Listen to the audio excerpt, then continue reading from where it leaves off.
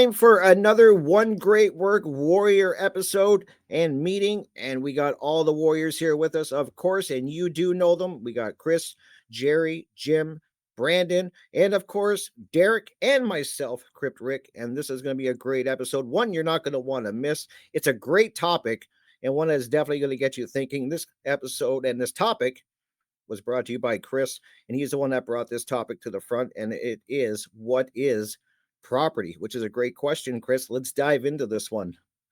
All right. Can hear the splash. I got excited about the term property rights because it comes up pretty often in the discussions where anybody's talking about anarchy or libertarianism or the various freedom so-called groups out there. And I think it was a conversation I saw going in Telegram, and somebody was asking questions about property rights. And to be honest, a lot of my best ideas for what to do on the End Evil podcast, or for ideas that I bring forward to the Warriors, are things I see people say that I really disagree with, or things that I hear being talked about that seem silly to me. And then I wonder, why are people saying these things? Why are people thinking these things? And it gives me fuel rather than being upset with the things that I think are being said that seem asinine. Instead, I look for the fuel of, like, well, how would I teach or explain the opposition? How can I go through my mind and find something positive to make of these extraordinarily frustrating things I see going on social media conversations, and on a lot of shows too, as far as that goes. When I was learning about the autonomy of an individual and freedom and the problems with government, and listening to different shows and learning about libertarianism and anarchism, you hear a lot of discussion about property rights, and people argue about land ownership. And that's always what comes to mind. And who should own what, and how's this going to work, in this whole other paradigm we're describing. And I was sort of making fun of that by even making the thumbnails for the show called Property Rights, when as Brandon pointed out, a better term would be, what is property? Because ultimately the point that I'm really here to make with this topic, and I can't wait to hear what all the guys have to say about this, but there is no property other than our own body that is worthy of being discussed in this realm of freedom, because the largest percentage of human beings out there have a misconception about what freedom is and what property even is in its most distinct and original form, which is our body, our mind, and our spirit. And that means the things I say, the things I project out of my body, my voice, everything inside of my skin, and the energy I do with my time, and the choices I get. And where did I get that property? Well, it came to me from the source, the original ownership. Whatever God is, whatever creation is, whatever the great all is what brought me here and gave me this amazing property that I own, which is me, my body.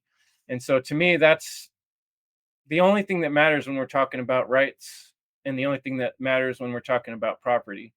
And so that's why I wanted to really nail that down tonight on the show. And I hope a lot of people did come thinking we were going to talk about land ownership and are disappointed, because I'm not going to talk about land ownership in the show. I'm going to talk about body ownership and me ownership, and taking responsibility for the most magical, amazing piece of technology out there, which is our own body and self. And on that note, I would like to pass it to Derek. And Derek, what else do you have to say about what is property and property rights? Yeah, brother. Thank you. That was a great intro, and kind of unravels things to where I wanted to bring it. Because yeah, first round I want to talk about the microcosmic aspects of what is property, and then kind of like the macrocosm of what we perceive as property, and kind of what lands we live on, and all these invisible lines that we've, made contracts about and all this stuff and all that jazz. So yeah, I know it can be kind of difficult for people to really just grasp and take ownership of the fact that, the most immediate aspect of property that we have in our lives is our own body, and that it takes a good amount of responsibility. Reminds me of a song, and that just came to mind. It's like life. Think about it as, like any kind of product you hear on some kind of commercial, like think about your body. You have a, for a limited time only, right? You have to take care of it, maintain it, and you have to feed it, you have to bathe it, wash it. The maintenance is of utmost importance, especially as we get older and stuff. And we've spoken about this in several different ways in several different past conversations in regards to like the great work of building that temple within, the master builder of your soul, that you know creating that proper throne to have that seat of the soul resting firmly between the two pillars of enlightenment, masculine and feminine, and you're properly balanced, right? And that takes diligent daily efforts and mindfulness of these things, right? So those are aspects of this responsibility that it takes to maintain our domain, right? Simple and plain, and that is the property that we are having to take responsibility for. And just isn't it kind of it kind of leaves you in awestruck of just realizing, wow, there's like 30 trillion cells in my body, all just doing their own thing, and they're kind of autonomous, yet they can still be dictated towards my thoughts and emotions. And so wouldn't it be best to steer the ship of your oceans, water, emotion, all that stuff? Wow, I'm being cheeky, huh? No.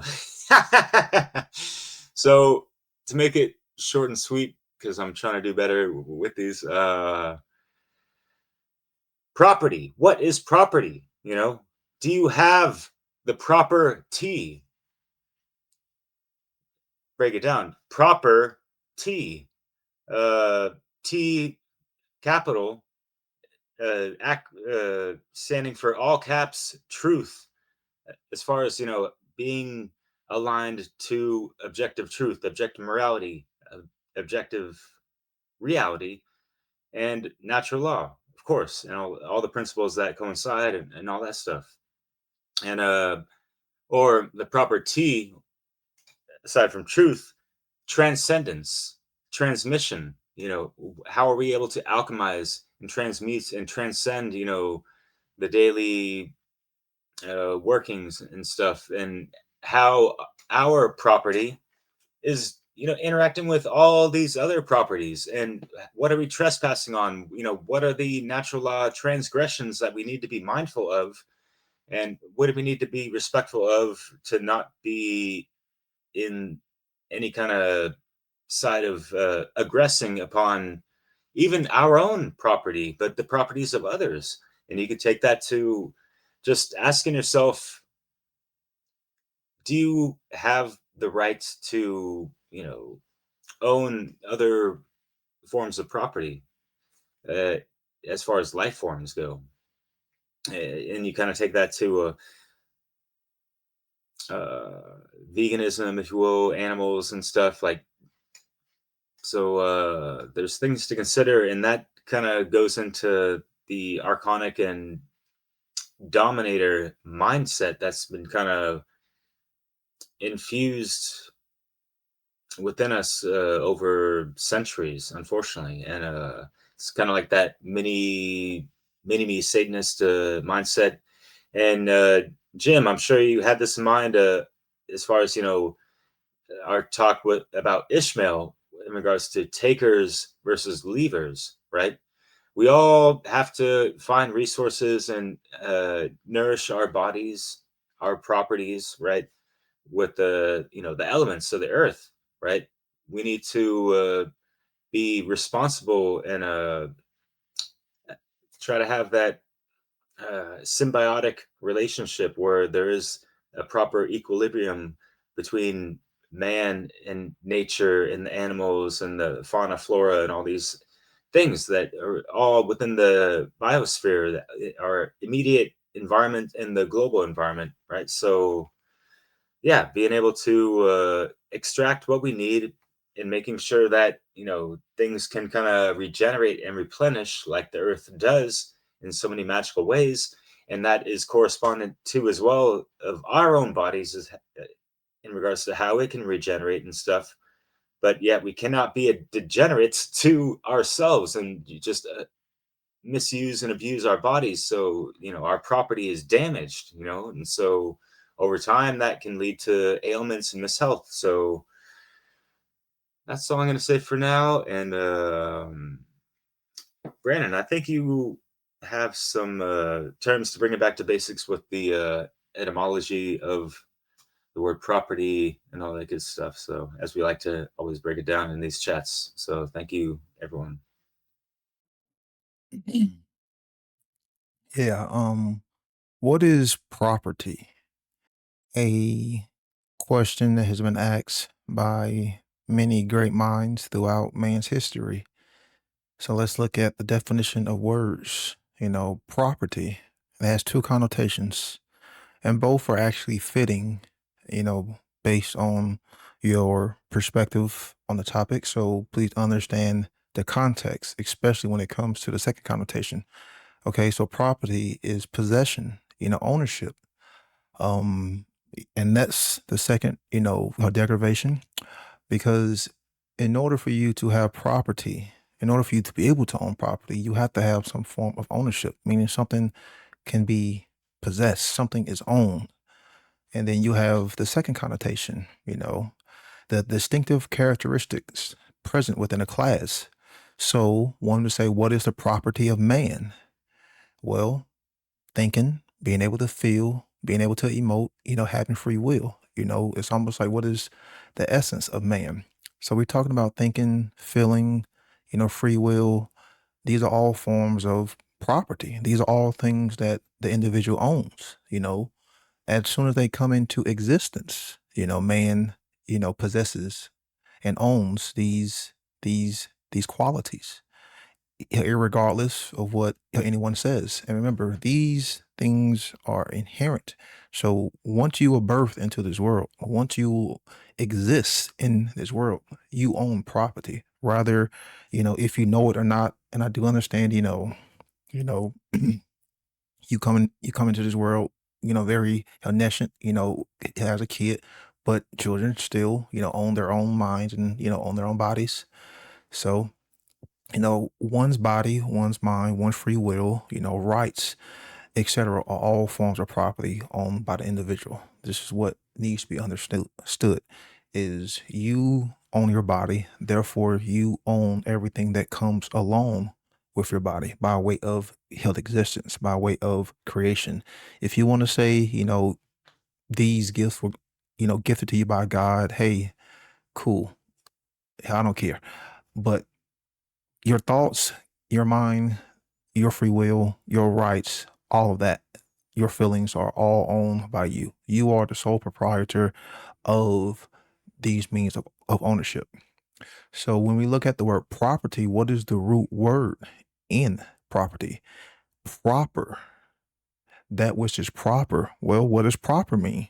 That which is fitting, that which is right, that which is acceptable. So if something is proper, then it fits according to principle. So if something is right, it fits according to law.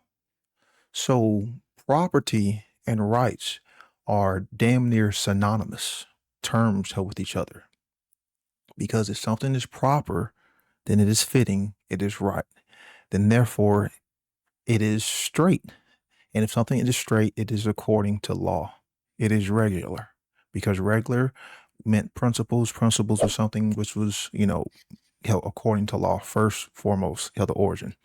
So you can't have any form of ownership. And this is key. You cannot own anything in reality without any form of responsibility. It is impossible because with time, things start to degrade. If we don't upkeep our minds and keep all the mind chatter out and keep all, the dogmatic religious beliefs out of our minds, then it will start to pollute the way we think.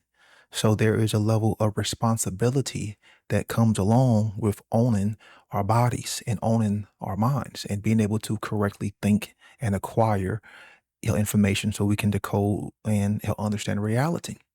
Being able to feel takes responsibility, being able to harness those hell emotions and not be led and be ran by those hell emotions takes a level of responsibility, which sadly most people are running away from. And of course, like I always like how this is what I want to be known for is these hands. These hands require what? Responsibility. Because if not, you can take these hands and do a lot of ill will and a lot of wrongdoing and construct a world that is based in violence, coercion, and immorality. Sort of like the world we have now. So, hell, again, you have property, you have ownership, and responsibility. So you have like a kind of threefold nature of this. You have property being held the baseline, then you have ownership, and you have held responsibility. You can't have one without the other. You can't take one out of the equation because when you take one out of the equation, you have what? You have 2/3. What does 2/3 always hell equate to? 666 are repeating. Well, hell, what was that always symbolic of? Lower states of consciousness, man in animalistic consciousness, man in chaotic, hell consciousness.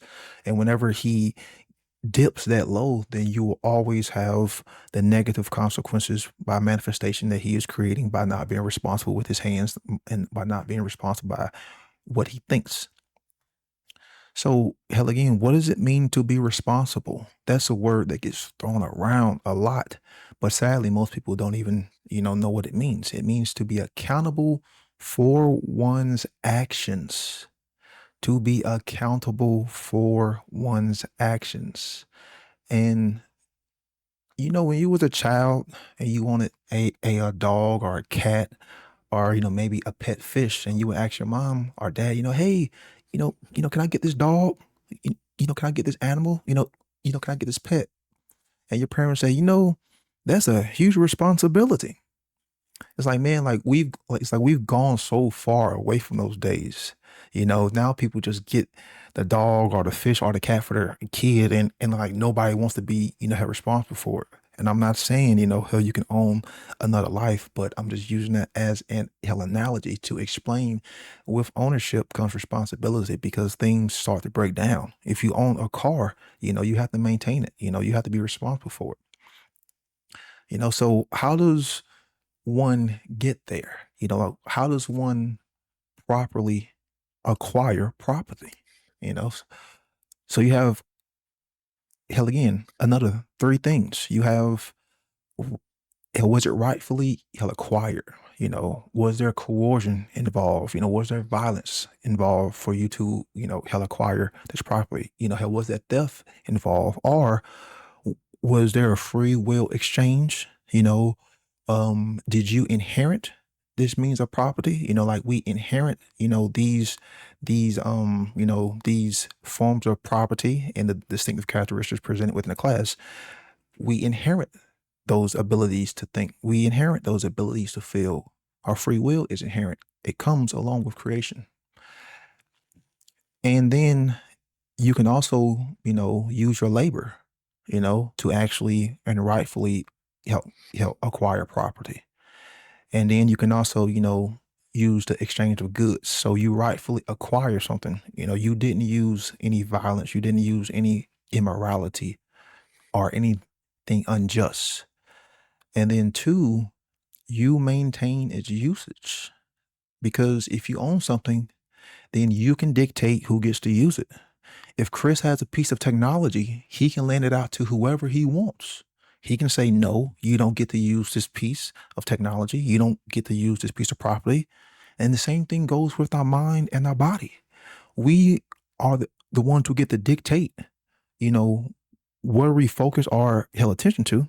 And, if I want to use my body, to help someone build something, then I get to say so. I get to dictate and say no or say yes, we can do a fair trade, a means of exchange. So I maintain its usage along with any other piece, of property.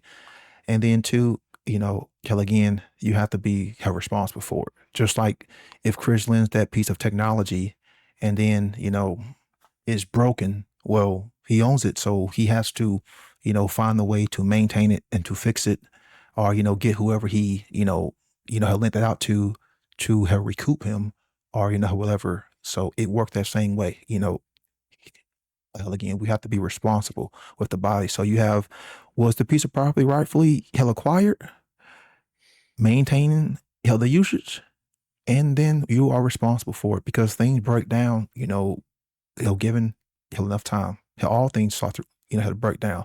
So we have the ability to become aware and then maintain its uses and be held responsible for it. So just like with land, we apply these same principles to the inner kingdom, with our thoughts, our emotions, rights, free will, etc. Because all of these belong to the individual. Keyword, the individual, not a group, not a collective, not a whole, to the individual.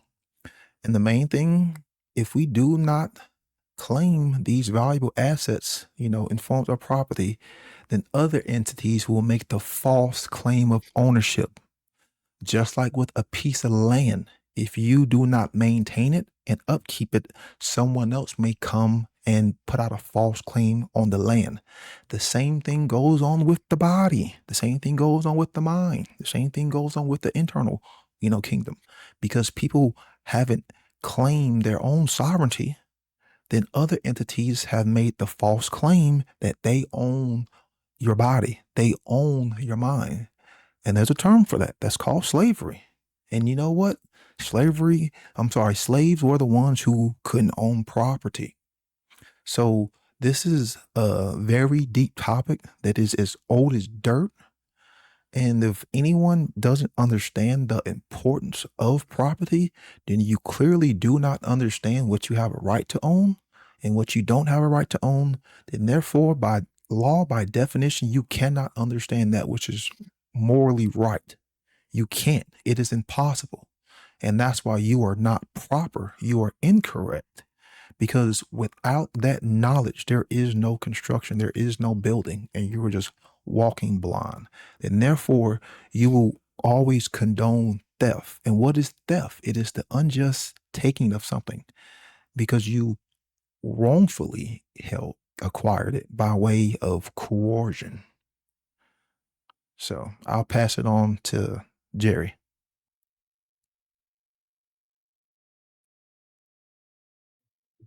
Wow, I'm blown away by that, Brandon. That was great. Thanks for passing it on to me. Yeah, I mean, a lot came to mind with you talking there,